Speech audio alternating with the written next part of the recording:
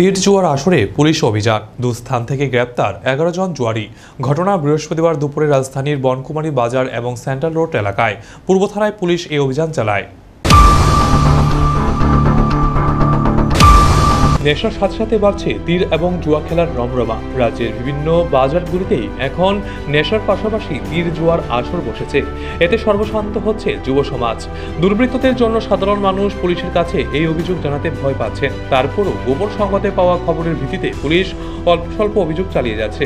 মঙ্গলবার গোপন সংবাদের ভিত্তিতেই খবর পেয়ে পূর্ব থানার পুলিশ রাজধানীর বনকুমারী বাজার এবং সেন্ট্রাল রোড এলাকায় অভিযান চালায়। অভিযানে বনকুমারী বাজার থেকে 6 জন জুয়ারি এবং সেন্ট্রাল রোড থেকে 5 জুয়ারিকে আটক করে পূর্ব থানার পুলিশ।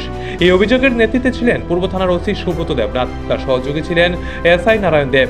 এদিন পূর্ব থানার ওসি সুব্রত দেবনাথ এই সংবাদ জানান। তিনি জানান, ধৃত অভিযুক্তদের কাছ থেকে মোট 11,580 টাকা উদ্ধার করা হয়েছে।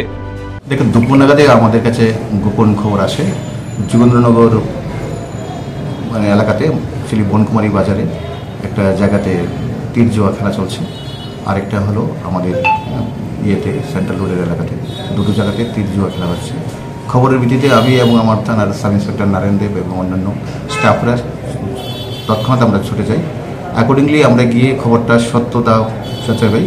এখানে সত্যি তীর জুয়া খেলছে। আমরা ওইখানে 6 জন বনকুমারী বাজার থেকে 6 জন যারা টোটালি এরো গ্যামলিংয়ের সাথে যুক্ত, তাদেরকে আমরা অ্যারেস্ট করেছি। আবার থেকে সেন্ট্রাল রোডের থেকেও আরও 5 জন, টোটাল আমরা 11 জন জুয়ারিকে আমরা অ্যারেস্ট করেছি। সাথে তাদের কাছে যে গ্যামলিং মানি টোটাল 11,580 টাকা গ্যামলিং মানি, ওটাও আমরা সিজ করেছি। এদিন পূর্ব থানার ওসি আরও জানান, নেশা বিরোধী অভিযানের পাশাপাশি তীর এবং জুয়া খেলার বিরুদ্ধেও অভিযান জারি রাখবে পূর্ব থানা। এই সমস্ত ক্ষেত্রে স্থানীয়দের পুলিশকে সহযোগিতার হাত বাড়িয়ে দেওয়ার জন্য আহ্বান জানান তিনি।